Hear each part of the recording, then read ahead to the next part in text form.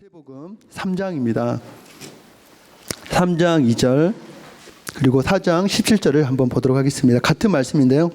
3장 2절 마태복음 3장 2절입니다. 같이 읽겠습니다. 시작. 회개하라 천국이 가까이 왔느니라 하였으니 17절 4장 17절 시작. 이때부터 예수께서 비로소 전파하여 이르시되 회개하라 천국이 가까이 왔느니라 하시니라. 네. 마가복음 1장 15절에는 동일한 말씀을 읽게 됐습니다. 때가 찼고 하나님 나라가 가까이 왔으니 회개하고 복음을 믿으라. 이런 말씀입니다. 마태복음 13장에 보면 13절부터 16절까지 보도록 하겠습니다. 네 가지 땅에 떨어진 씨의 비유를 이야기하면서 주님이 말씀하신 이야기인데요. 13절부터 16절 같이 읽도록 하겠습니다. 시작. 그러므로 내가 그들에게 비유로 말하는 것은 그들이 보아도 보지 못하며 들어도 듣지 못하며 깨닫지 못함이니라. 이사야 예언이 그들에게 이루어졌으니 일렀으되 너희가 듣기는 들어도 깨닫지 못할 것이요 보기는 보아도 알지 못하리라. 이 백성들의 마음이 완악하여져서 그 귀는 듣기는 둔하고 눈은 감았으니 이는 눈으로 보고 귀로 듣고 마음으로 깨달아 돌이켜 내게 고침을 받을까 두려워함이라 하였느니라. 그러나 너희는 봄으로 너희는 귀는 들음으로 복이 있도다. 아멘. 이 네 가지 땅에 떨어진 비유에 대한 이야기를 하면서 굉장히 저도 처음 이 말씀을 보았을 때 좀 알아듣기 어려웠습니다. 아니 듣기는 듣는데 깨닫지 못한다. 보기는 보는데 알지 못한다. 이 이야기가 이사야의 말씀에도 동일하게 있는데 이 이야기를 전에 이야기한 거 네 가지 땅의 비유 아시죠? 돌밭에 그리고 가시떨기 나무 그리고 좋은 밭에 돌짝밭에 이렇게 떨어진 이 밭의 비유를 하면서 그 마음의 밭의 상태에 따라서 너희가 어떤 사람은 들으면서 깨달을 것이고 어떤 사람은 완고한 마음으로 이 말씀을 듣지 않을 거라고 이야기했어요. 이 시간이 우리에게 듣긴 들어도 깨닫지 못하는 시간이 아니라 여기서 말씀했던 것처럼 눈으로 봄으로 너희 귀는 들음으로 복이 있는 그런 시간이 되었으면 좋겠습니다. 하나님은 좋으신 분이십니다. 제가 시편 103편을 암송한 적이 있는데 103편 8절에 이런 이야기였죠. 하나님은 긍휼이 많으시고 은혜로우시며 노하기를 더디하시고 인자하심이 풍부하십니다. 아멘. 그런 하나님은 죄에 대해서 진노하시는 분이십니다. 하나님은 자신의 뜻대로 모든 것을 할 수 있는 전능하신 분이십니다. 이사야서 64장 8절에 보면 우리는 진흙이요 주는 토기장이십니다. 이렇게 이사야가 고백을 했고 이 이야기를 고스란히 로마서 9장에 우리가 아시죠? 21절에 보면 하나님은 천이 쓸 그릇을 그리고 기 쓸 그릇을 만들 수 있는 권한을 가지고 있다. 이렇게 이야기하고 있습니다. 그러니까 그분은 우리를 버릴 수도 있고요. 우리를 취할 수도 있는 그런 권한을 가지신 절대 주권자이십니다. 그러니까 우리가 하나님 저를 왜 버렸어요? 저를 왜 이렇게 살게 하십니까? 이런 이야기가 그분에게는 통하지 않는다는 것입니다. 왜냐하면 그분의 마음이에요. 굉장히 억울한 것 같지만 어쩔 수 없습니다. 하나님이 그분이 온 세상을 만드셨고 우리를 만드셨기 때문입니다. 그래서 로마서 9장 20절에 지음을 받은 물건이 지은 자에게 왜 이렇게 만들었느냐? 반문할 수 있겠느냐? 반문할 수 없는 것입니다. 근데 정말 놀라운 것은 이렇게 표현하고 있어요. 멸하기로 준비된 그릇에 대하여 하나님 한결같은 마음은 오래 참으심으로 간영함으로 대하고 있다. 그러니까 멸하기로 준비된 그 그릇에 대해서 오래 참음으로 기다리고 있다는 거예요. 왜 기다릴까요? 왜 기다릴까요? 오래 참음으로 간용함으로 기다리실까요? 돌아오기를 기다리시는 거죠. 오늘 이 마태복음의 말씀은 말라기 이후에 우리가 아시죠? 이렇게 신구약 중간사라고 있습니다. 우리가 말라기에서 창세기를 딱 1초면 딱 넘기는 이 한 장 사이에 무려 400년이라고 하는 엄청난 암흑기가 있었습니다.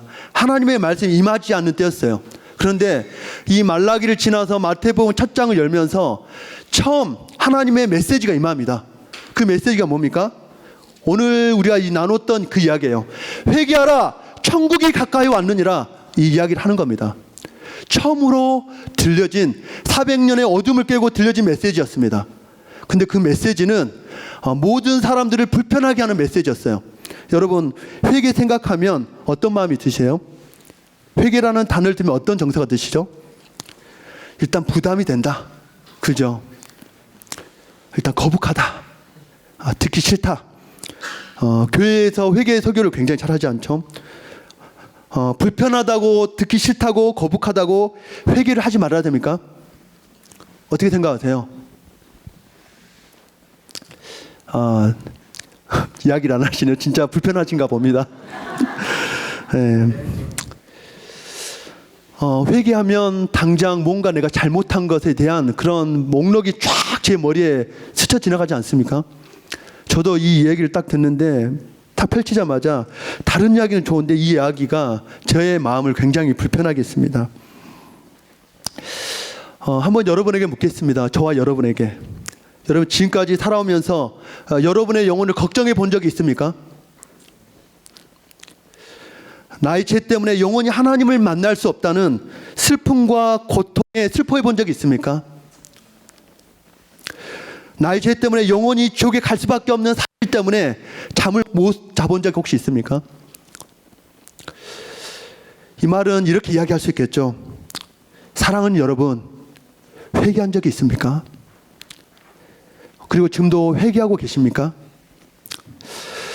나는 진짜 회개한 적이 있는가? 만약 저와 그날에 나는 회개했다고 이야기했는데 그날에 너를 내가 도무지 알지 못한다 라고 이야기할 때 우리는 얼마나 가슴이 쿵 내려앉겠습니까? 분명한 것은 우리가 반드시 회개해야 한다는 것입니다. 진짜로 내가 오늘 회개한 적이 없다면 오늘 저와 여러분에게 회개하는 기회를 주시는 시간이라고 저는 믿습니다. 여러분 마태복음 1장의 족보를 보면 알 수 있어요. 1장 17절 한번 볼까요? 17절에 보면 그런즉 모든 대수가 아브라함부터 다윗까지 연례되어 다윗부터 바벨론으로 사로잡혀 갈 때까지 연례되어 바벨론을 사로잡혀 간 후부터 그리스도까지 연례되라. 아시죠? 아브라함부터 다윗까지, 다윗부터 바벨론 포로에 끌려가기까지, 바벨론 포로에서 다시 예수 그리스도가 오기까지. 여러분 이 시간들을 우리 한번 원효학교도 그렇고 우리 헤브론 선교대학교, 복음성경학교 아시죠? 우리가 쭉 배웠습니다. 우리가 유튜브에도 올라왔잖아요. 나에게 구약 통독은 어떠했나? 참 저에게도 다시 한번 울림이 되어지고 그랬었지. 하나님 나에게 그렇게 말씀하셨지. 이 족보의 결론은 하나님의 약속하신 언약을 반드시 지키시는 하나님의 선하심을 볼 수 있습니다. 그런데 반대로 이 이야기는 배반의 역사입니다. 신약의 첫 메시지를 통해 말하고 싶은 것이 무엇일까요? 너 이스라엘 역사를 보았니? 하나님 주신 수많은 기회를 걷어차고 하나님이 주인 되고 왕이 되어 백성이 다스림을 받는 가장 안전한 자리를 벗어나면 어떻게 되었는지 너 보았니? 이렇게 이야기하는 거죠. 그 끝은 어떻게 됐습니까? 네, 하나님에게 벗어나는 것이 자유야! 라고 이렇게 이야기했을 거예요. 그들은 역사는 그렇게 하고 있습니다. 이스라엘 역사는 그렇게 했어요.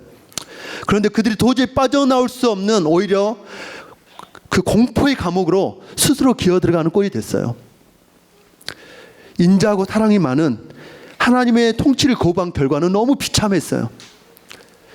너무나 잔인하고 폭압적인 바벨론과 페르시아와 헬라와 로마 같은 인간의 통치를 받는 처참한 신세가 됐어요. 문제 시작은 어디 있습니까? 문제 시작. 하나님으로부터 벗어나서 독립하려고 했던 그 강한 의지. 뭐라고요? 하나님으로부터 벗어나려고 했던 그 강한 의지가 이스라엘을 정말 공포의 현장 가운데서 고통하고 있었어요. 하나님 왕으로 모시기를 거부했던 거죠. 이렇다면 구약의 결론은 뭐죠? 구약의 결론. 회개하지 않았기 때문에 이스라엘이 완전히 망했다라고 하는 역사죠. 그죠? 그래서 예수가 이 땅에 태어나신 겁니다. 그래서 마태복음 1장에 아들을 낳으리니 21절에 예수라 하라. 예수라는 이름의 뜻이 무엇인지 아시죠?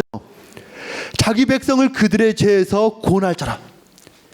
죄에서 구원할 뿐만 아니라 이 사람이 우리와 함께 계시는 임마누엘로 오실 거다 라고 이야기하는 거예요. 죄는요 정말 무서운 것 같아요. 제가 왜 무섭냐면 하나님으로부터 독립하려고 하는 이것이 죄잖아요. 네. 그래서 회개하라 천국이 가까웠느니라. 이 말의 의미가 여러분이 무엇일 것 같아요? 하나님의 나라가 가까이 왔다는 겁니다. 뭐라고요? 하나님 나라가 가까이 왔다는 거예요. 그런데 아무도 알지 못했어요. 심지어는 예수의 가족마저도 하나님의 나라가 가까이 왔다는 사실을 모르는 겁니다. 우리에게도 동일할 거예요. 우리가 하나님 나라 여러분 가까이 와 있습니까? 네, 가까이 와 있습니다. 여기서 강조하는 게 뭔지 아세요? 너가 천국에 들어가려면, 하나님 나라에 들어가려면 전제 조건이 있어. 그것은 회개가 전제돼야 된다는 거예요. 너 천국에 들어가고 싶어? 너 회개해야 돼. 반드시 반대로 회개하지 않으면 어떻게 된다는 거죠? 천국에 들어갈 수 없어. 지옥에 가게 된다는 거죠. 여러분, 이 메시지를 처음 들었을 때 여러분도 불편하시죠? 그때 당시에 이스라엘 백성은 얼마나 불편했겠습니까? 이 이야기가. 회개하지 않으면 지옥이 가까이 다가오고 있다, 이런 말이겠죠. 복음이신 예수 그리스도가 오심으로 천국과 복음의 실체가 드러난 거예요. 주님이 그렇게 이야기하셨죠. 내가 온 것은 의인을 부르러 온 것이 아니라 죄인을 불러 회개하러 왔다. 누가복음 13장 5절에 이렇게, 너희가 회개하지 않으면 다 망하게 될 거야. 누가복음 13장 5절을 한번 볼까요? 우리가 누가복음 13장 5절 한번 보도록 하겠습니다.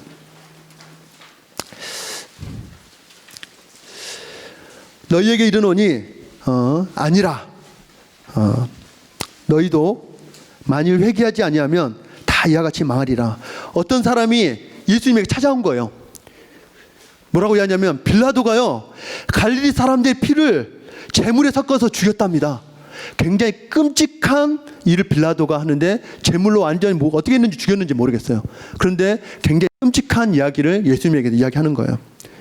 또 어떤 사람이 이야기하는 거예요.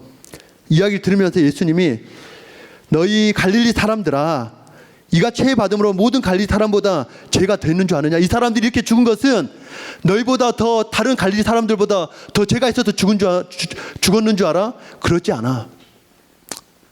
너희도 많이 회개하지 아니하면 이같이 망하게 될 거야. 실로에서 망대가 무너져 치어 죽은 18사람이 예루살렘에 간 모든 사람보다 더 있는 줄 아느냐? 실제 예루살렘에서 실로암 망대가 무너졌나 봐요. 그래가지고 18명이 깔려서 죽게 됐는데, 그 이야기를 들으면서도 이 사람들이 깔려서 죽은 게 너희들보다 더 죄가 있어서 죽은 줄 알아? 너희들 회개하지 않으면 똑같이 망하게 될 거야. 야, 참 예수님은 굉장히 우리의 마음을 불편하게 하는 그런 분이십니다.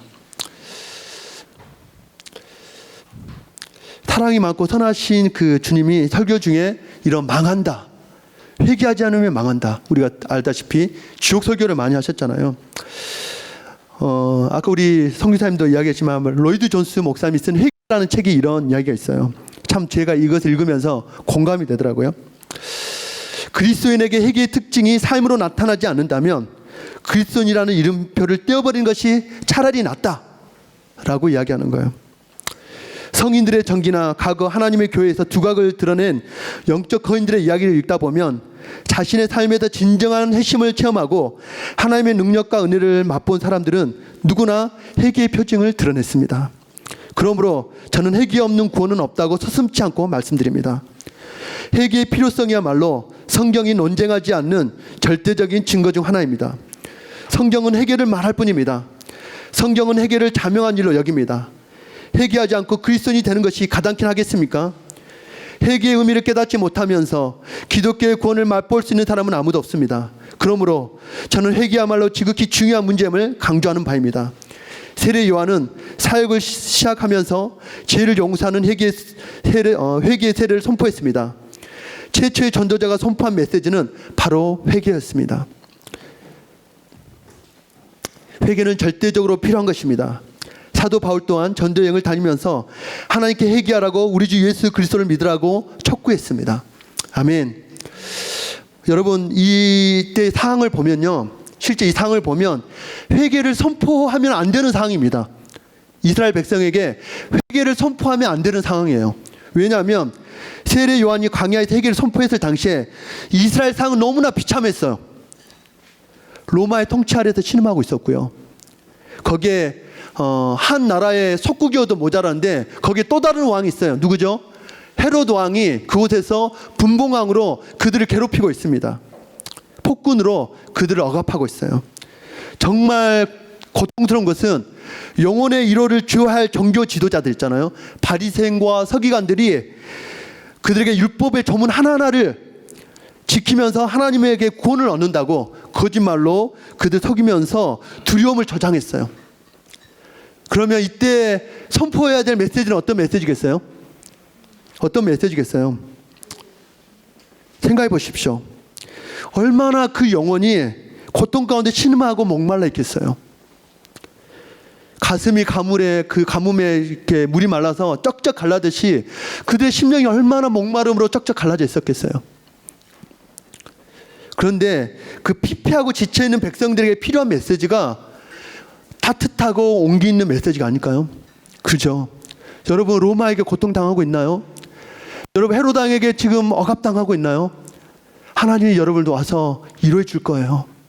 하나님 여러분을 도와주실 거예요. 어떤 이런 정말 따뜻하고 온기 있는 메시지가 아니었어요. 그것은 그 영혼을 사랑한 게 아니었어요. 마태복음 3장 5절을 한번 보도록 하겠습니다. 3장 5절에 보면 이때에 예루살렘과 온 유대와 요단강 사방에서 다 그에게 나와 자기들의 죄를 자복하고 요단강에서 그에게 세례를 베푸니 그 죄를 정조준하고 있는 겁니다. 그러니까 제사함을 받는 회개를 선포를 하고 있는 거예요. 그들이 있잖아요. 죄로 인할 망한 인생이었어요. 정말 놀라운 것은요, 이렇게 목마르고 고통스러운 현장에서 그들의 삶에 깊숙이 죄를 꽃감을 빼먹듯이 몰래 대놓고 때로는 죄를 짓고 살아가고 있었다는 거예요. 근데 결코 하나님의 눈을 속일 수가 없습니다. 다 보고 계시죠? 그죠? 제 힘은 강력합니다. 정말 하나님이 이 죄의 문제를 가지고 하나님 나라가 새롭게 시작되는 것을 원하지 않으셨어요. 이것이 죄고요. 죄의 힘은 실로 크고 엄청납니다. 그래서 죄가 파괴적이죠. 왜냐하면 죄가 인간의 그런 육체와 감정과 이성과 의지까지 완전히 타락시켰어요. 우리가 알다시피 우리는 전적으로 타락한 자입니다. 인정하십니까? 우리는 전적으로 부패한 사람입니다. 왜냐하면 밥 먹듯이 숨을 쉬듯이 우리는 죄를 짓는 자입니다. 심지어는 무서운 죄를 즐기면서 살아갑니다. 왜 이렇게 바르게 살아갈 능력을 잃어버렸습니까? 우리가 죄입니다. 우리가 알다시피 죄가 생명이 들어와서 망가지고 파괴되었습니다. 이스라엘 백성은 그렇게 생각했을 거예요. 하나님, 세상 좀 회복시켜 주십시오. 우리를 자유케 해 주십시오. 이렇게 이야기하지만 그 세상 회복되는 근본 원인은 로마가 망하고 바뀌는 게 아니에요. 헤롯이 폐위되는 것이 아니에요. 그 종교 지도자들이, 그 종교의 그 지도자들이 그 모든 것을 버려두는 게 아니에요. 진짜 원인은 뭐냐면 그들 안에 있는 고통 가운데 살면서도 죄를 묻지 못하는 그들의 모습이었어요. 망가진 세상의 근본 원인이 뭐라고요? 죄입니다. 여러분, 회개가 살 길입니다. 생각해 보시죠. 제 암덩어리가 몸에 이렇게 쫙 퍼져 있는데 의사가 따뜻한 말로 위로하면서 그 암 환자를 대할 의사는 없어요. 그냥 이 메스를 대서 정말 고통스럽더라도 그 암덩어리를 떼어내야죠. 회개하지 않으면 천국은 구경도 못한다. 이 말은 여러분 어떻게 들립니까? 불편하게 들리죠. 저도 굉장히 불편하게 들렸습니다. 회개하지 않으면 하나님 나라에 들어갈 수 없다고 하는데 이 회개하라는 촉구가 왜 불편한가? 그럼 생각해 보십시오. 회개는 누구를 위한 것입니까? 누구를 위한 거예요? 나를 위한 거죠. 주님에게 필요한 겁니까? 그분에게 필요 없습니다. 회개는 우리를 향한 하나님의 최고의 사랑의 메시지고 위로의 메시지입니다. 이때 당시에 그 예루살렘 백성에게 이 회개하라 천국이 가까웠느니라 이 메시지는 그들에게 최고의 메시지였고 사랑의 메시지였고 위로의 메시지였습니다. 왜냐하면 그들에게 살 길을 열어주는 길이었어요. 놀라운 축복의 메시지입니다. 진짜 은혜를 입은 사람은 이 메시지를 듣는 사람, 진짜 목마르고 죄 가운데서 울어본 적이 있는 사람, 내가 내 죄 때문에 영원한 지옥에 갈 수밖에 없다라고 내 스스로에 대해서 절박하게 하나님 앞에 매달려 본 사람은 이 메시지가 어떻게 들렸을까요? 어떻게 들렸을까요, 여러분? 하나님, 드디어 제가 살 길을 얻었습니다. 제가 이 죄에서 벗어나고 싶었는데 제가 살 길을 얻었습니다. 저에게도 이 죄에 대해서 들려졌던 메시지 때가 있었습니다. 잊지 못합니다. 저는 2007년 어게인 1907 잊지 못합니다. 어게인 1907 100년 만에 그때 한국 교회는 대단했습니다. 아시죠? 어게인 1907 한국에 붕이 오라 그러면서 지역마다 그때 붕에 오게 해달라고 막 그때 한국 교회가 엄청난 집회들이 있었어요. 그때 저도 여러 군데 집회를 따라다녔는데 그때 제가 한 유튜브 영상에서 한 분의 메시지가 들려왔어요. 저희 교회는 번영신학의 끝판을 달리는 교회였습니다. 여러분, 예수 믿으면 잘 됩니다. 예수 믿으면 영향력 있어야 됩니다. 세상에서 잘 돼서 예수 그리스도를 믿게 하십시오. 이런 메시지가 선포되고 있었어요. 근데 제 그때 삶은 굉장히 제 가운데서 고통스러운 시간을 보냈어요. 미쳐버릴 것 같았습니다. 교회에서 한 번도 죄에 대한 설교를 하지 않았어요. 근데 그 메시지는 제 영혼을 시원케 했습니다. 그 메시지의 주제는 뭐였냐면 여러분 죄에서 자유하십니까? 이 메시지였어요. 너무 웃겼습니다. 중반까지는. 그러더니 중반 넘어서 그분이 가격한 메시지를 선언했습니다. 여러분, 죄에서 떠나지 않는 사람은 하나님 나라를 구경도 할 수 없습니다. 제 안에 굉장히 두려움이 왔습니다. 무릎을 꿇었습니다. 혼자 그 방에서 울었습니다. 그때부터 제 안에 제 삶에서 교회에서는 청년 리더로 앱에 빠지지 않고 열심히 다니는데 죄에서 떠날 수 없는, 이게 저는 결혼해서도 주어지지 않았습니다. 한 번은 제 안에 그런 시간을 보냈어요. 눈을 뽑아버리고 싶더라고요.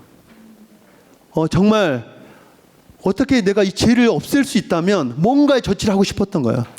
안 되는 거예요. 한번 이불을 뒤집어 쓰고 정말 하나님 앞에 매달렸어요. 하나님, 저를 살려주십시오. 저 미쳐버리겠습니다. 어떻게 하면 저 죄에서 떠날 수 있나요? 어떻게 하면 이 죄에서 벗어날 수 있나요? 막 너무너무 고개를 들어서 그랬더니 위에서 너무 소리를 질렀는데 위에서 막 찾아와서 막 문을 두드리더라고요.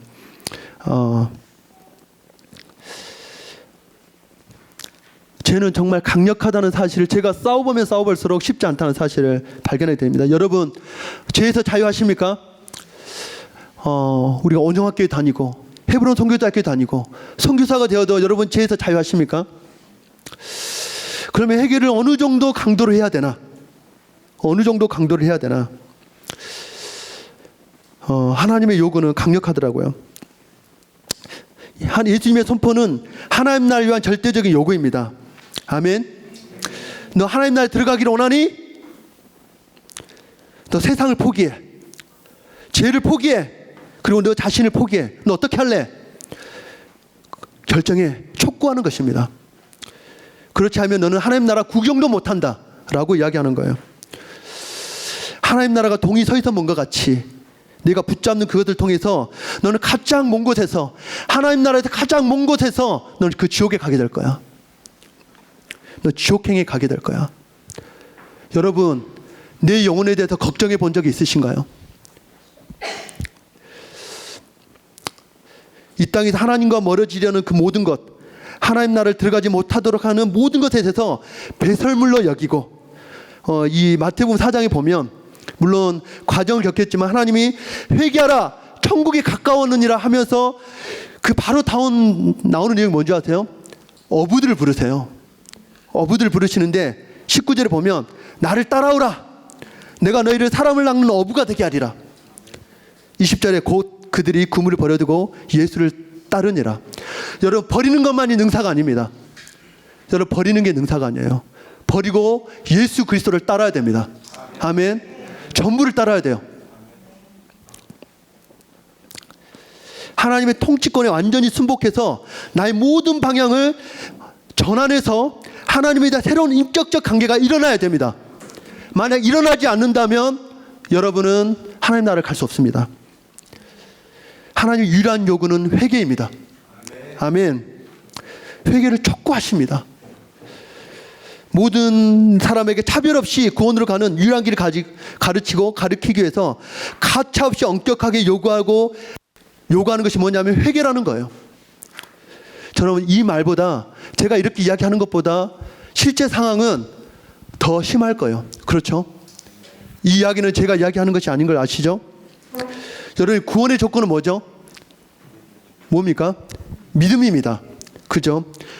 믿음으로 구원을 받습니다. 그러나 여기서 이야기한 것은 마가복음 1장에 15절에 나온 것처럼 회개하고 복음을 믿으라. 복음을 믿기 전에 전제된 게 뭐냐면 회개가 필요하다는 것입니다. 할렐루야. 아멘. 근본적인 회개, 본성의 변화, 죄악으로부터 완전히 돌아섬, 절대적인 복종으로 단호하게 하나님을 향하는 것. 회개하지 않은 자는 하나님의 심판 아래에 떨어질 것이다. 마태복음 11장 21절 이하에 나오는 거예요. 이 메시지는 누구에게 하고 있는 거예요? 이방인들에게 하고 있는 겁니까? 아니잖아요. 지금 유대인에게, 하나님을 주여 하는 자에게 지금 촉구하는 메시지가 아닙니까? 그렇죠? 회개의 요구는 절대적입니다. 여러분, 자는 분들을 깨워주십시오. 아멘. 회개는 하나님의 뜻에 대한 완전한 항복과 헌신을 요구합니다. 할렐루야. 엄격하고 완전한 항복과 헌신을 요구하는 하나님인 죄인인 나에게 한없이 자비로우신 분입니다. 아시죠? 누가복음 18장에 돌아온 탕자, 돌아오기만 하면 그분은 나를 가장 좋은 곳으로 준비하시는 좋으신 하나님이십니다. 저에게 이 메시지 묵상을 하는데 저에게 이렇게 강하게 주님이 제게 더 도전해 오셨어요. 제 삶을 돌아보게 됐습니다. 돌아보고 보니까 제가 회개를 얼마나 하지 않았는지를 알게 됐어요. 나 죽고 예수 살면 되지. 나 십자가로 가면 되지. 은혜지.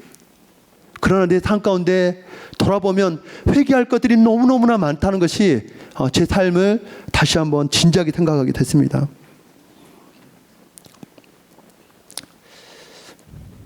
여러분, 왜 회개해야 되죠? 왜 회개해야 됩니까? 하나님의 의로운 기준에 우리가 이르지 못했기 때문입니다. 할렐루야. 반드시 회개를 왜 회개하지 않는가? 또 반대로 왜 회개를 잊어버리는가? 하나님의 의로운 기준을 모르거나 잊어버리기 때문입니다. 내가 어떤 죄인이었는지 잊어버리기 때문입니다. 하나님의 말씀을 심지어는 무시하거나 외면하기 때문입니다. 그럼 놀라운 것은 하나님이 회개를 기뻐하신다는 겁니다. 할렐루야. 누가복음 15장 7절에 보면 내가 너희에게 이르노니 이같이 죄인 한 사람이 회개하면 하늘에서 회개할 것이 없는 의인 9으로 말미암아 기뻐하는 것보다 더하리라. 여기에서 한 사람이라도 여러분이 회개하면 하나님이 기뻐하십니다. 모르겠어요. 이 메시지를 저를 비롯해서 여러분에게 이야기할 때 어느 한 사람이라도 여기서 회개한다면 하나님을 기뻐하실 것입니다. 이 메시지는 그 사람을 위해서 준비된 것입니다. 아멘. 여러분, 마지막 심판의 그날이 다가오고 있습니다. 얼마 전에 우리가 신약 통독을 하는데 가나안 혼인잔치를 봤어요. 하나님이 언제 재림하시는가, 세상을 이걸 궁금하게 한다고 하는데 거기에서 메시지가 그래서 예수님이 언제 오시는가가 아니라 예수님이 왜 오시는가가 중요하다고 이야기하더라고요. 여러분 아시죠? 우리 복음성경학교 학생들은 들어서 아시죠? 예수님이 왜 오셔야 되죠? 왜 오셔야 됩니까? 사랑하는 당신의 신부를 데리고 오기 위해서 예수님이 재림하신다는 거예요. 아멘.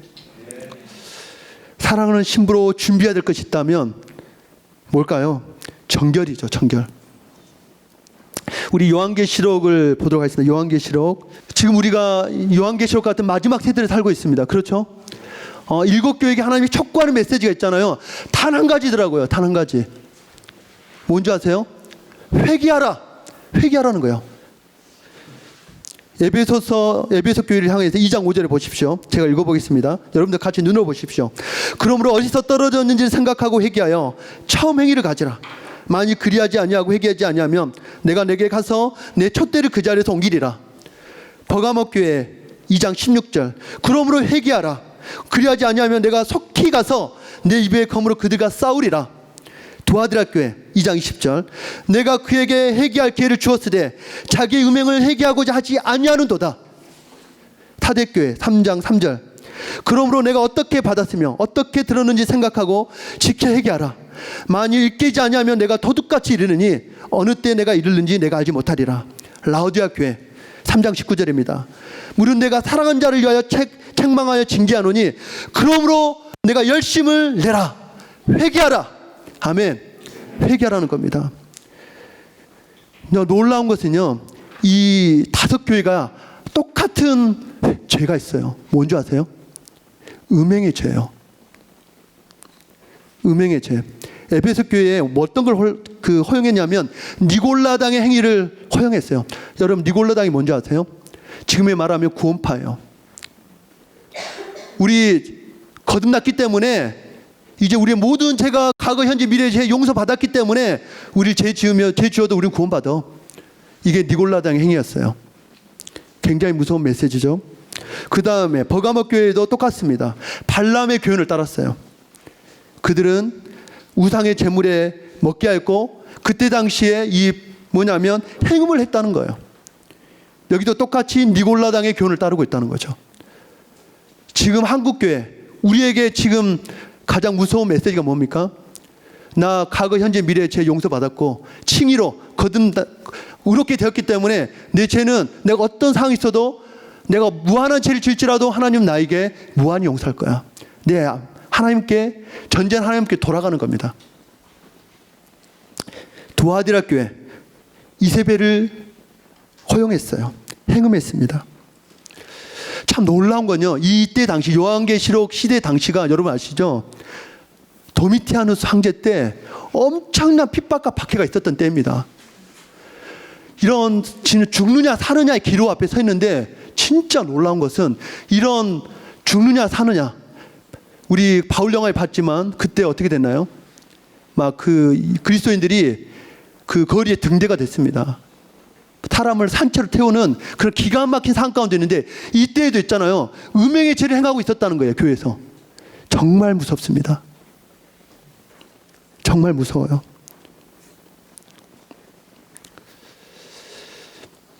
무섭습니다. 정말 이렇게 죄가 가공할 만한 힘이 있습니다. 어떻게든 음란함과, 그러면 주님 뭐라고 이야기하십니까?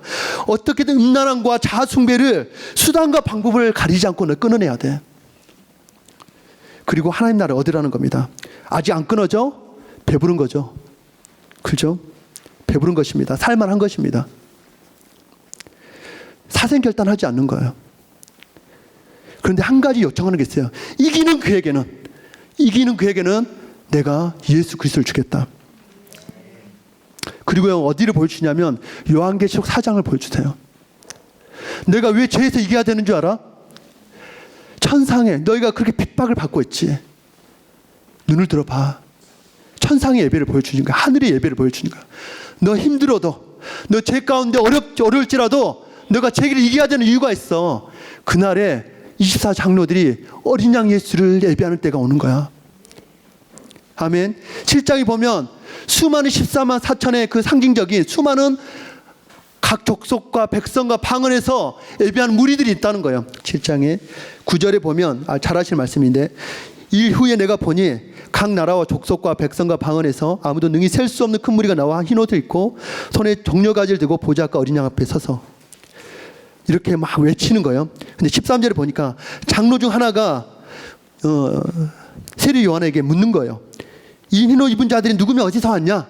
물어보는 거죠. 그랬더니 14절에 내 주여 당신이 아십니다. 장로에게 물어본 거야.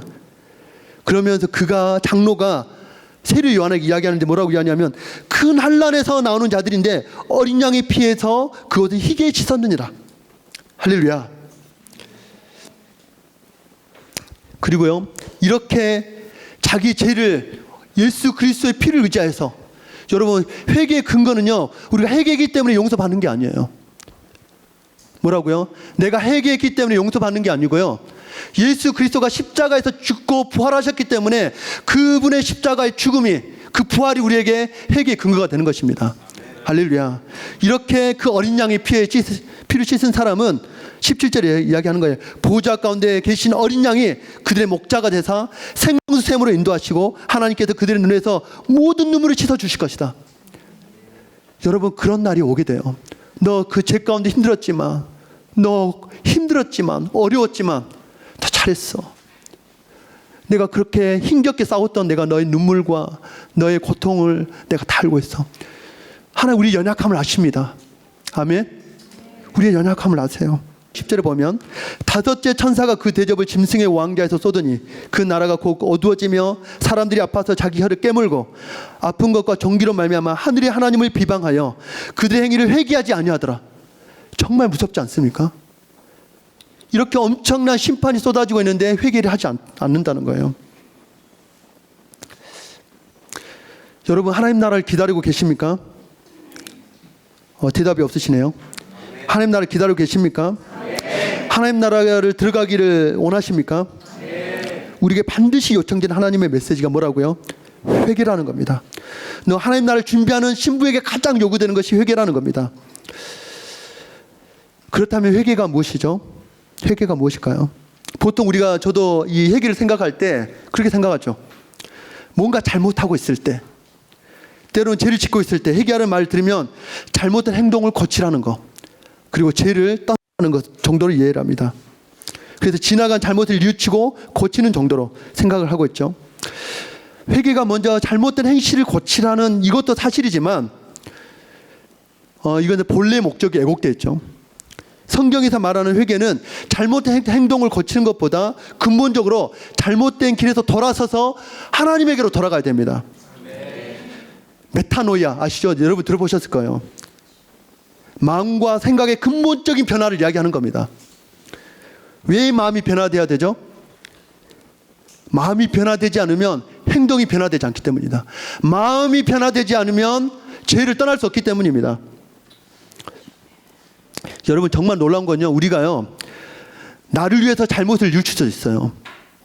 나를 위해서 뭔가 버릴 수도 있어요. 여러분, 폐암에 걸린 사람은 담배를 버릴까요? 버립니다. 에이즈에 걸린 사람이 동성애를 끊을까요? 끊겠죠. 누굴 위해서? 자기를 위해서. 무섭죠? 우리는요, 겉으로 이렇게 할 수 있어요. 겉으로 할 수 있어요. 그것은 회개가 아니에요. 회개는 하나님께로 돌아가는 겁니다. 아멘. 하나님의 기준으로 돌아가는 거예요. 여러분, 하나님의 기준으로 돌아가면요, 우리는 두 손 두 발 다 들어야 돼요. 지금 이 회개 촉구 바로 저와 여러분들에게 하는 겁니다. 겉으로 사역을 멋있게 할 수 있어요. 여기서 공부를 하고 복음을 배우고 성경을 배울 수 있어요. 마음 중심으로 하나님을 향한 사랑의 변화가 없다면 회개가 아닙니다. 회개는 속사람 근본적으로 변하는 급진적인 변화가 일어나요. 정말 급진적인 변화가 일어납니다. 왜냐하면 행동보다 마음이 우선이 됩니다. 회개는 마음이 변하기 때문에 급진적으로 변할 수밖에 없어요. 삶의 방향과 목적이 180도 바뀌어서 가는 것입니다. 여전히 세속적이고 자기 중심적 이기적인 세상 중심에서 하나님 중심으로 완전히 바뀌게 되는 거예요. 이게 회개죠. 할렐루야. 니고데모에게 말했던 거듭남의 이야기입니다. 여기서 말했던 회개는요, 이런 의미가 있어요. 급진적인 변화. 성령으로 말미암는 중생과 관련이 있는 거죠. 진짜 우리가 이야기하는 내가 예수 그리스도와 함께 죽고 예수와 함께 다시 사는 겁니다. 만일 내가 여전히 세상을 사랑하고 죄를 사랑하고 있다면 여러분은 회개하지 않은 것입니다. 그렇게 받는 것이 편해요. 아멘. 그래야 우리의 심령이 가난해져요. 여기 보면 4장에 이야기하고요, 어떻게 하면 하나님 나라에 들어갈 수 있는지를 마태복음 5장에 이야기하고 있어요. 심령이 가난한 자는 애통하는 자는, 의에 질고 목마른 자는, 이런 자들만 하나님 나라에 들어갈 수 있다. 누가 의에 질고 목마를 수 있을까요? 내 영혼이 심각한 상태에 있고 내가 회개하지 않고 있다는 사실을 깨닫는 사람만이 하나님에 대한 감각이 살아나고 내 존재에 대한 감각이 살아나는 겁니다. 여러분, 심히 가난하십니까? 여러분, 애통해하고 계세요? 의에 질고 목마르십니까? 왜 회개하지 않는가? 여기 보면, 마태복음에 보면 성령 해방죄에 대해서 나와요. 성령 해방죄 아시죠? 성령 해방죄가 뭘까요? 끝까지 회개를 미루는 거예요.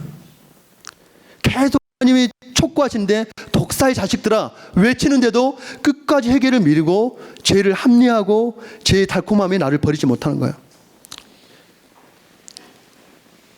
계속적으로 회개를 촉구하는 메시지에도 성령님의 은총과 도움을 주시는데도 죄인 쪽에서 계속 거부하고 해방하는 죄예요. 이 사람은 단 한 번도 회개한 적이 없습니다. 이 사람은 거듭난 적이 없어요. 회개에 대해서 변명하고 있는 거죠.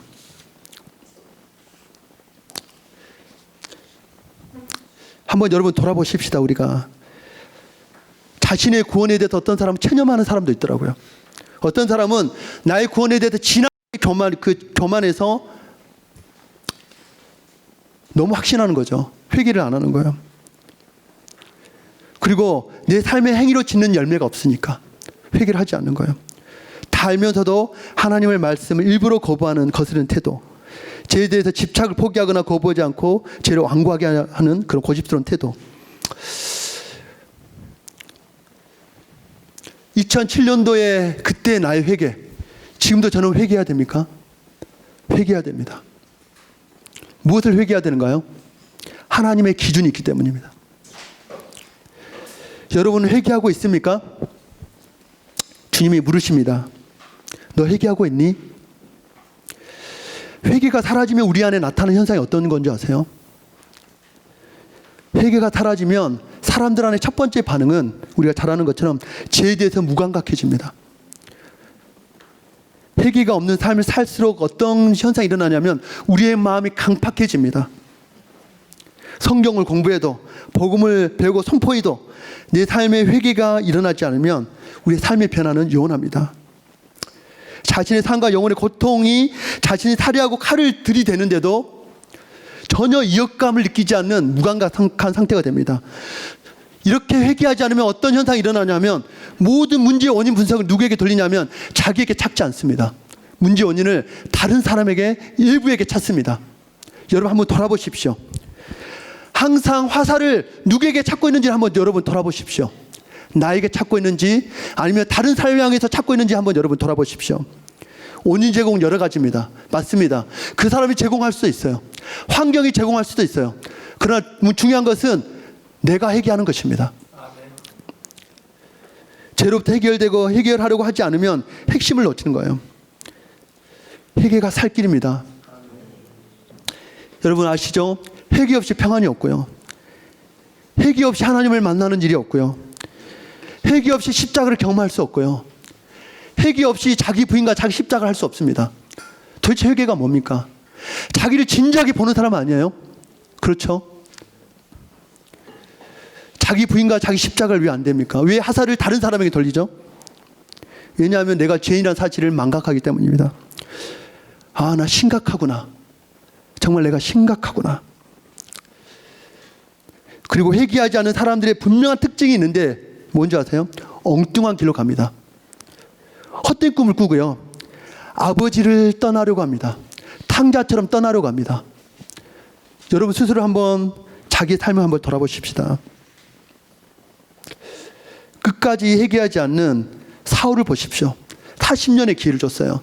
끝까지 회개하지 않는 40년의 이스라엘 백성의 광야에 한번 모습을 보십시오.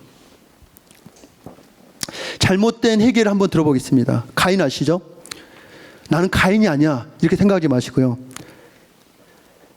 제가 한 세 사람의 부류를 한번 들어보겠습니다. 저는 이걸 볼 때 항상 상관이 없다고 생각했어요.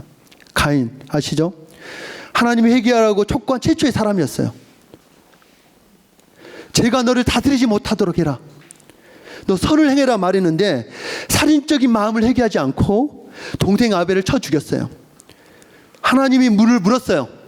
창세기 4장에 보면 내가 알지 못합니다. 내가 뭐 아우를 지키는 자입니까? 라고 삐뚤어진 대답을 하는 거예요. 그리고 형이 송고되자 유감의 뜻을 표현하는 거예요. 그나마도 처벌이 무거운 것에 대해서 유감을 표현하더라고요. 혹시 여러분이 이런 모습이 있지 않습니까? 에서를 한번 보도록 하겠습니다. 에서는 장자의 축복을 아무렇지 않게 여겼죠. 우리가 알다시피 파쿠를 한 적에 넘겼고요. 나중에 축복이 야곱에게 돌아갔을 때 그는 큰 소리로 비통하게 부르짖었어요. 눈물로 회개했어요. 여기 표현이 보면 똑같은 표현이더라고요. 메타노이아. 회개했어요. 이 사람은 회개한 겁니까? 아니에요. 누구 때문에 회개한 거죠? 자신 때문에 회개한 거예요.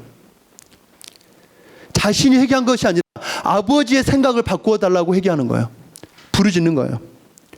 자기의 물질적인 태도 때문에 맏아들의 권리를 업신여겼던 것을 회개한 것이 아니라 자신에게 상실된 것을 두고 자기가 잃어버린 것에 대해서 지금 후회하고 있는 거예요. 세 번째로 유다를 한번 보겠습니다. 유다를 보면 정말 후회, 죄책감 눈물로, 그렇죠. 자기가 범죄한 것 때문에 그 은 30의 그 검은 돈을 다시 돌려주는 거기까지 했어요. 근데 회개가 그것을 버리면 없애면 된다고 생각했지만 그는 누구에게 돌아가지 않았습니까? 하나님에게로, 예수 그리스도에게 돌아가지 않은 거예요. 그는 후회했고요. 죄책감도 가졌고요. 눈물도 흘렸어요. 우리 이번에 패션 오브 크라이스트 보니까 진짜 괴로워했어요. 누구보다 괴로워했어요. 그게 회개였습니까? 회개가 아닙니다. 여러분, 우리도 눈물을 흘릴 수 있어요. 결단도 할 수 있어요.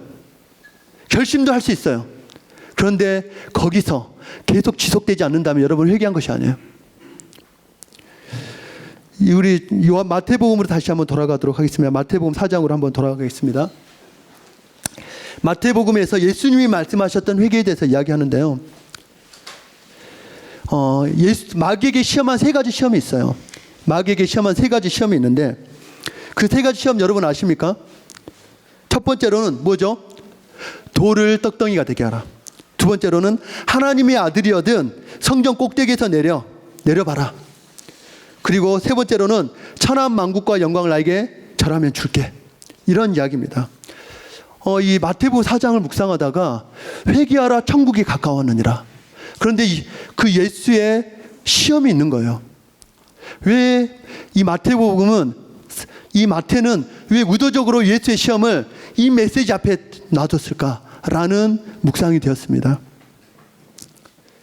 사단은 이 3가지로 하나님 나라에 들어가지 못하도록 유혹한다는 것입니다. 사단은 이 3가지 카테고리 안에서 우리를 하나님 나라에 들어가지 못하도록 하는 겁니다. 이 3가지를 가지고 우리를 회개하지 못하도록 하는 겁니다. 눈을 가려버리는 거죠. 돌을 떡덩이가 되게 하는 뭐죠? 육신의 정욕입니다. 그리고 하늘에서 그 성전에 뛰어내리라는 거죠. 그 기적을 너희가 보여서 가지라는 거죠. 그리고 내가 세상의 영광을 보여줄게요. 우리 안에서도 똑같이 영광, 뭐라고 하죠? 하나님의 말씀을 등한시 여기고 하나님을 시험하고 하나님을 섬기지 않는, 철저히 자신을 위해서 섬기는 일들이 너희들 안에 일어날 거야. 나는 지금 누구를 위해서 여기에 있는가를 한번 생각해 보십시다. 나를 위해서 있는 것인가? 아니면 정말 예수 그리스도를 위해서 있는 것인가? 성경은 단호하게 이 부분을 이야기하고 있습니다. 사단이 내가 세상 나라와 영광을 줄게. 너 종교 안에서 너에게 영광을 줄게. 그래도 복음 믿었으니까 큰 소리 떵떵 치고, 그죠? 찌질하게 사는 거, 복음 믿고 찌질하게 사는 거 그렇게 살 수 없지. 그냥 평범하게 사는 거지. 성경 우리가 알다시피 요한일서 2장 15절 17절에 보면 이 세상이나, 우리 한번 보겠습니다. 다 아시는 말씀이지만 다시 한번 보겠습니다. 2장 15절부터 17절까지 한번 보겠습니다.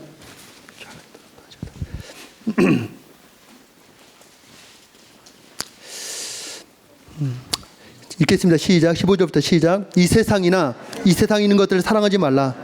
누구든지 세상을 사랑하면 아버지의 사랑이 그 안에 있지 아니하니 이는 세상에 있는 모든 것이 육신의 정욕과 안목의 정욕과 이생의 자랑이니 다 아버지께로부터 온 것이 아니요 세상으로부터 온 것이라.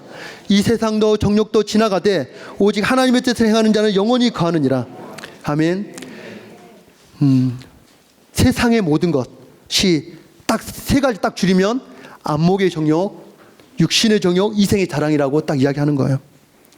이게 아버지께로 온 것이 아니고요. 이 세 가지는 다 지나갈 거야. 사라질 거야. 흔적조차도 남지 않을 거야. 이 세상의 모든 것과 함께 사라질 거야. 그러니까 너는 돌아서라 라고 이야기하는 거예요. 엄청난 경고의 메시지입니다. 이 세 가지가 주는 사단의 공통적인 시험은 뭐냐면 하나님과의 관계를 단절시킨다는 거예요. 하나님 없이도 더 멋지고 화려하게 살 수 있어. 거짓 망상을 주는 거죠. 하나님의 말씀보다 현실이 더 실제인 것처럼 속이는 거죠. 하나님 나라보다 세상 나라가 더 실제고 더 많은 것을 약속해 주는 것처럼 속이는 거죠. 아멘.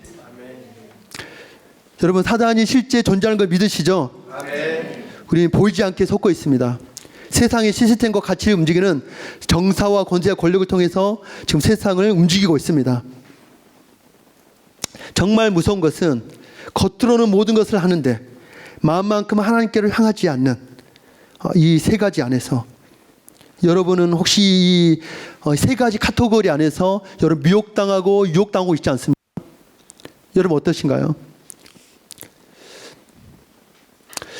세 가지 딱 답과 정답을 알려줬어요, 하나님이. 그죠? 이 세 가지 카테고리 안에서 너의 모든 일들이 벌어질 거야. 이 땅의 삶이 다 이루어질 텐데 내가 정답을 줄 거야. 너 하나님의 말씀으로 살아야 되고 하나님을 시험하지 말아야 될 것이며 오직 하나님만을 믿어라. 딱 답을 주셨어요. 그죠? 정답을 주신 겁니다, 우리에게. 그러면 이 정답대로 우리가 하지 않는다면 책임은 누구에게 있는 거죠? 나에게 있는 겁니다. 우리는 그때 항변하지 못할 거예요. 그리고 회개하라 천국이 가까웠느니라 이 말을 또 이 마태복음에서 쭉 보면요, 이 말은 아까 말해 바리새인과 서기관들이 우리에게 이야기한다고 했는데 외식의 죄를 회개하라는 겁니다. 외식의 죄. 끊임없이 이야기하는 게 외식의 죄예요.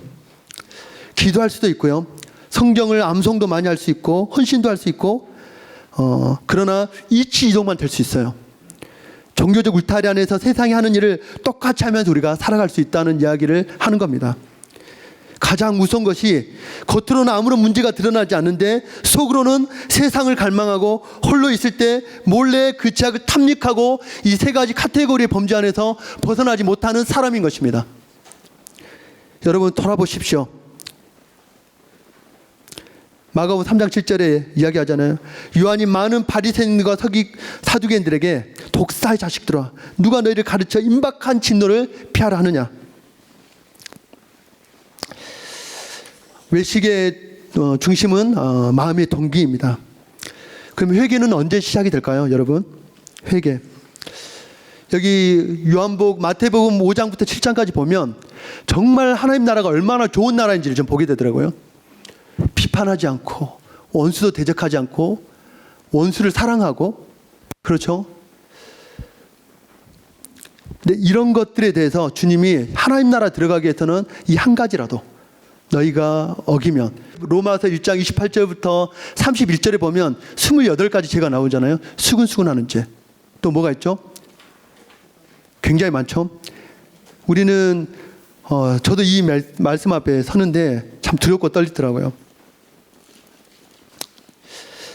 모든 추악, 탐욕, 악의가 가득한 자요, 시기, 살인, 분쟁, 사기, 악독이 가득한 자요, 수근수근한 자요, 비방하는 자요, 하나님께서 미워하시는 자요, 능욕하는 자요, 교만한 자요, 자랑하는 자요, 악을 도모하는 자요, 부모를 거역하는 자요, 우매한 자요, 배약하는 자요, 무정한 자요, 무자비한 자라. 이 같은 일을 행하는 자는 사형에 해당한다 라고 이야기하는 거예요. 우리가 동성에 대해서는, 성적인 제약에 대해서는 그렇게 우리가 이건 죄야 라고 이야기하지만 이런 것들에 대해서는 우리가 사형에 해당한다라고 생각하지 않는 거예요. 우리 한번 이 카테고리 안에서 한번 생각해 보십시다. 저와 여러분 자유하십니까? 자유할 사람이 없죠. 그러면 어느 정도로 회개해야 되는지를 성경이 정말 무섭게 이야기하는 거예요. 와, 나 심각하구나. 심각하구나. 회개의 진짜 시작은 고린도후서 7장에 보면 하나님의 뜻대로 할 때 근심이 일어나요. 그러니까 여러분 회개하고 싶으십니까? 회개하려면 하나님의 말씀으로 돌아가야 됩니다. 아멘. 하나님의 기준으로 돌아가야 돼요. 그리고 하나님의 말씀 앞에 한번 순종해 보십시오. 율법을 지킬 수 없다는 자신을 볼 때 여러분 회개할 수 있습니다. 나 어떻게 회개해야 되죠? 나의 삶의 열매를 회개한다고요? 그건 진짜 회개가 아니에요. 나를 위해서 버릴 수 있다니까요. 하나님의 기준으로 돌아가야 돼요. 기준으로 돌아가서 내가 무엇을 회개해야 되는지를 우리가 하나님 앞에 서야 된다는 거예요. 고린도후서 한번 보도록 하겠습니다. 고린도후서 7장. 네, 이제 거의 다 끝나갑니다, 여러분. 고린도후서 7장 9절부터 11절까지 한번 읽도록 하겠습니다. 시작. 내가 지금 기뻐함은 너희로 근심하게 한 까닭이 아니요 도리어 너희가 근심함으로 회개에 이른 까닭이라. 너희가 하나님의 뜻대로 근심하게 된 것은 우리에게서 아무 해도 받지 않게 하려 함이라. 하나님의 뜻대로 하는 근심은 후회할 것이 없는 구원에 이르게 하는 회개를 이루는 것이요 세상 근심은 사망을 이루는 것이니라. 보라, 하나님 뜻대로 하게 된 이 근심이 너희를 얼마나 간절하게 하며 얼마나 변증하게 하며 얼마나 분하게 하며 얼마나 두렵게 하며 얼마나 사모하게 하며 얼마나 열심히 있게 하며 얼마나 변하게 하였는가. 너희가 그 일에 대하여 일체 너희 자신을 깨끗함을 나타내느니라. 고린도 교회에게 이야기하는 거예요. 너희 사도 바울이 뭘 제시했을까요? 복음을 전했을 때 하나님의 기준을 제시했겠죠. 하나님의 뜻대로 내가 서봤을 때 근심하게 되는 사람, 그때요 그 사람의 나타나는 반응은 간절하게 된다는 거예요. 변론도 해보는 거예요. 하나님 저 이랬었잖아요. 그때 이렇게 해보려고 했어요. 그러나 변론도 해보지만 하나님의 기준에 내가 이룰 수 없다는 사실을 갖게 된 거예요. 때로는 분하기도 하고 어떤 내가 불합리한 상황을 만났을 때 분한 마음도 드는 거예요. 그런데 어떤 때는 두렵게도 되는 거예요. 사모함도 들고 열심히 있게 하고 벌하게 하는. 그러나 이 모든 하나님의 뜻대로 하면서 치열하게 내 자신에 대해서 돌아보고 또 돌아보고 하면서 결국은 깨끗함을 잊게 되어지는 일들이 일어나는 거죠. 옷을 찢는 회개가 아니라 입술로 회개가 아니라 정말 마음을 찢고 고통스러운 통곡에 그런 회개가 내 안에 있었는가. 자연적인 죄의 결과 벌에 대한 두려움 때문에 회개한 게 아니라 하나님 아버지와 예수 그리스도를 슬프게 하고 그분을 가슴 아프게 한 그것 때문에 여러분 내가 애통해하고 회개해 본 적이 있는가.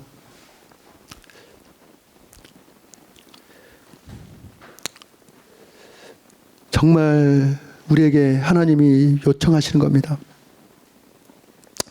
사도행전 2장 37절에 보면 베드로가 이야기하잖아요. 저희가 이 말을 듣고 마음에 찔려 베드로와 바른 사도들에게 가로되 형제들아 우리가 어찌할꼬. 이런 반응들이 우리 안에 끊임없이 일어나기를. 어찌할꼬. 이것이 우리에게 얼마나 큰 축복인지를. 회개의 축복은 우리가 알다시피 내가 얼마나 뼛속 깊이 존재적인 죄인이라는 사실을 아는 것.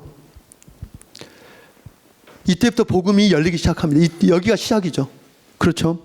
한 번도 내가 뼛속 깊이 죄고나 나고죄 나는 영원히 하나님 앞에 만날 수 없어.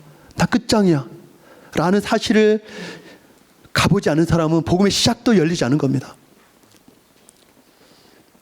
여기서부터 깨닫게 되어지면 변화되고자 하는 진지한 갈망이 시작이 됩니다.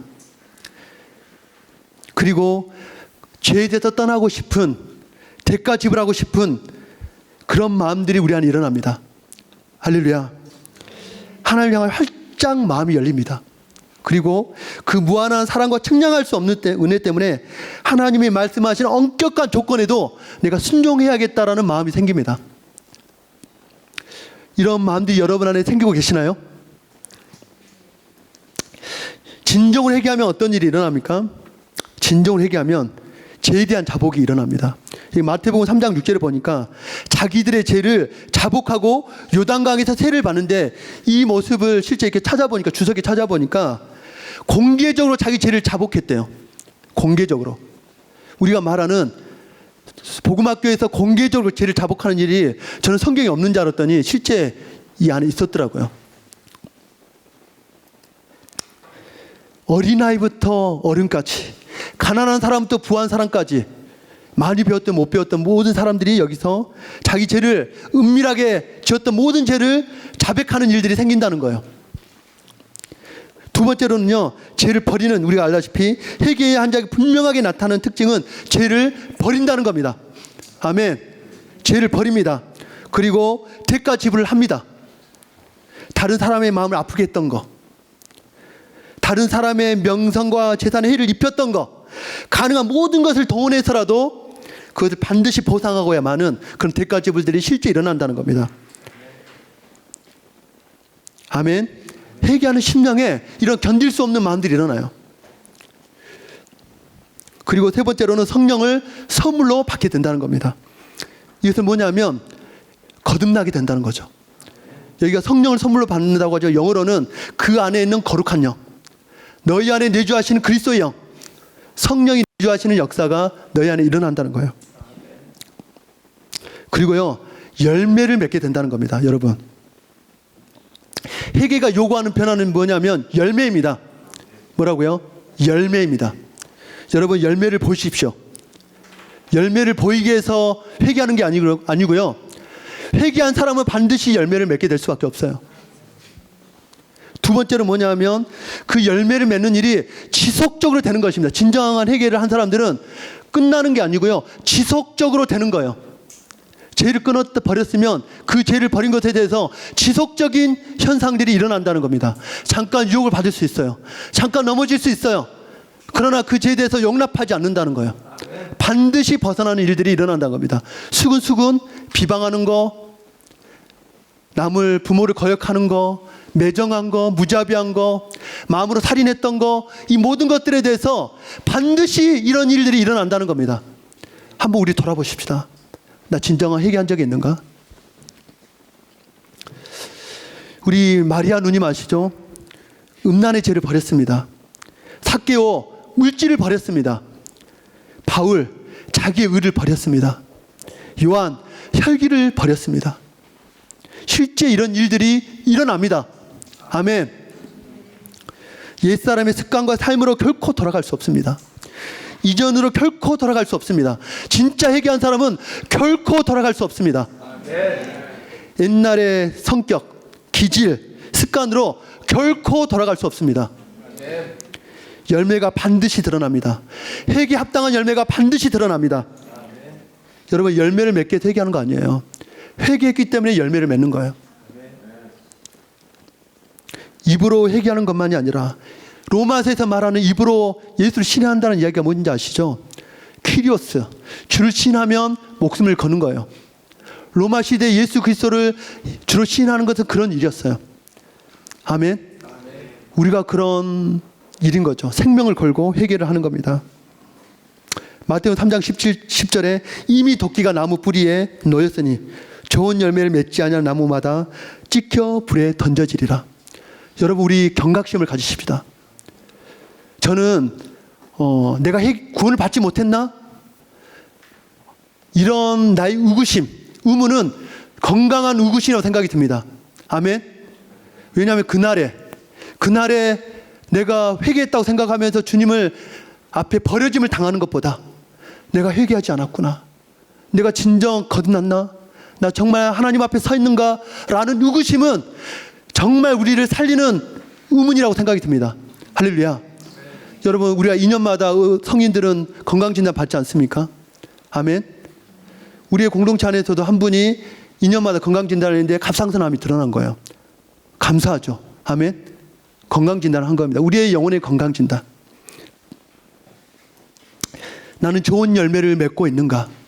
내 삶에서 나는 그런 수많은 것들이 내 옛사람의 잔지 안에서, 제 아래 팔린 나의 몸 안에서 일어나는 수많은 것들을 보면서 나는 회개하고 있는가? 회개하고 구원을 얻으시겠습니까? 네. 회개의 긴박성을 아십니까? 여러분, 회개의 위험성을 아시냐고요? 재미, 오락거리, 쾌락을 여러분 포기 못하겠습니까? 회개는 사느냐 죽느냐의 문제예요. 사생결단의 문제예요. 게으름을 버리고 죄를 버리고 거룩을 우리 선택하십시다. 불순종을 버리고 순종을 선택하십시다. 우리 회개해야 돼 삽니다. 아멘. 우리 회개해야 새로운 피조물이 될 수 있어요. 회개해야 하나님과 진정한 사귐과 교제가 일어나요. 회개해야 옛사람이 모든 것을 배설물로 여길 수 있어요. 회개해야 나의 진정한 옳음을 의를 버릴 수 있다고요. 회개해야 새롭게 되고 구원을 얻으며 생명을 얻을 수 있습니다. 여러분, 왜 하나님 앞에 헌신하지 못합니까? 왜 그물을 버려두고 따르지 못합니까? 회개했습니까? 왜 여전히 나의 여지를 두고 있습니까? 회개했나요? 급격한 급진적인 변화가 일어납니다. 회개하면. 할렐루야.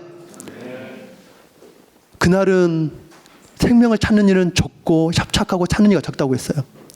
이것은 밖에 사람들에게 이야기한 게 아니에요. 저와 여러분들에게 이야기하는 거예요. 이 안에서도 구원받지 못할 사람도 있을 수 있어요. 그러나 돌아오면 구원을 받습니다. 여러분, 장담하지 마십시오. 저와 여러분은 장담하면 안 됩니다. 물론 주님은 우리에게 칭의를 허락해 주셨습니다. 그러면 칭의, 내가 예수 그리스도와 함께 죽고 살았다면 다시 그런 가운데 있을 때 그 칭의를 의지해서, 하나님 나를 용서해 주셨던 그 칭의를 의지해서 다시 회개의 자리로 가십시다. 다시 하나님의 의로운 기준에 우리가 이르도록 하십시다. 할렐루야. 여러분, 슬퍼하지 마세요. 우리에게 천국의 문이 활짝 열려 있습니다. 요한계시록의 7교회에 이야기한 것처럼 하늘의 문이 활짝 열려 있다. 너 회개하고 이기는 자가 되어라. 할렐루야. 회개하고 이기는 자가 되어라. 마지막 도전을 하도록 하겠습니다. 내 자신의 영혼에 대해서 걱정하고 있습니까? 여러분, 걱정하는 마음이 듭니까? 여러분, 축복합니다. 여러분의 현재 상황이 어떻습니까? 여러분의 제 문제로 혹시 고민하고 있습니까? 여러분은 제 문제를 직시하십시오. 할렐루야. 바야흐로 회개할 때가 왔습니다. 하나님은 살아계십니다. 우리는 그분을 피할 수 없습니다. 그분을 피할 수 없을 때가 온다고요. 그분의 심판대 앞에서 피할 수 없을 때가 온다고요. 제가 이야기하는 것보다 그날은 더 무서울 거예요. 그분은 심판주로 올 거예요. 하나님 나라가 가까이 왔으니 회개하고 복음을 믿으라. 이 회개의 접근은 결코 우리에게 어렵고 불편한 요구가 아닙니다. 이것은 우리에게 생명의 요구이고 우리 살리는 하나님의 촉구의 메시지입니다. 아멘. 회개의 근거가 어디에 있다고요? 어디에 있습니까? 나의 죄를 위해서 희생제물을 되어 죽으신 그 값을 지불한 십자가의 대속에 있습니다. 내가 회개했기 때문에 구원받는 게 아니라고요. 그 십자가에서 내가 죽고 다시 살았기 때문에 구원 얻게 되는 것입니다. 여러분, 패션 오브 더 크라이스트를 보니까 제가 이번에 봤는데 정말 통곡하게 되더라고요. 빌라도에게 매를 맞는데 와, 딱 족쇄를 매고 그 전에 한 번만 여러 번 봤는데 그 이야기가 들렸어요. 우리 선교사님과 함께 나누는데 예수님 뭐라고 이야기하시냐면, 아버지 나 준비됐습니다. 아버지 나 준비됐어요. 매섭게 매를 맞습니다. 막 아시죠? 몸이 걸레처럼 너덜너덜해진 상태로 맞습니다. 질질 끌려가더라고요. 근데 그 골고다의 언덕을 올라가는데 마지막 십자가에서 완전히 기진맥진한 그 예수 그리스도가요, 어떻게 하시냐면 로마 병정이 그 십자가로 죽이려고 하는데 예수가 그 나를 살리려고 한 하나님이신 그분이 기어서 십자가로 가더라고요. 도살장에 끌려가는 그 어린 양과 같이 그분이 그곳으로. 와, 우리의 죄로 인해 큰 상처를 입으셨던 그 하나님께서 구원의 길을 여셨다는 것만큼 큰 놀라운 기쁜 소식이 어디 있습니까? 아멘. 하나님의 놀라운 사랑, 그 무한한 사랑이 우리를 전율케 해야 됩니다. 그 사랑이 우리를 압도해야 됩니다. 아멘. 그 안목의 정욕, 육신의 정욕, 이생의 자랑이 돼서 생각이 나지 않을 만큼 그 십자가의 사랑이 우리를 압도해야 됩니다. 할렐루야. 그 사랑이 우리를 사로잡아야 돼요. 성령으로 말미암아 그 사랑이 우리를 사로잡아야 됩니다. 그 사랑으로 말미암아 그 의롭다 하심을 입고 은혜를 바라보며 그분을 즐거워하고 바라보는 일들이 우리 안에 일어나야 됩니다. 할렐루야. 우리 하나님을 바라보십시다. 그분은 우리에게 해답을 주셨습니다. 할렐루야. 우리 그 모든 유일한 해답의 유일한 계신 예수 그리스도 안에 모든 것이 있으므로 우리 그분을 바라보고 회개하고 하나님 나라를 들어가도록 하십시다. 아멘.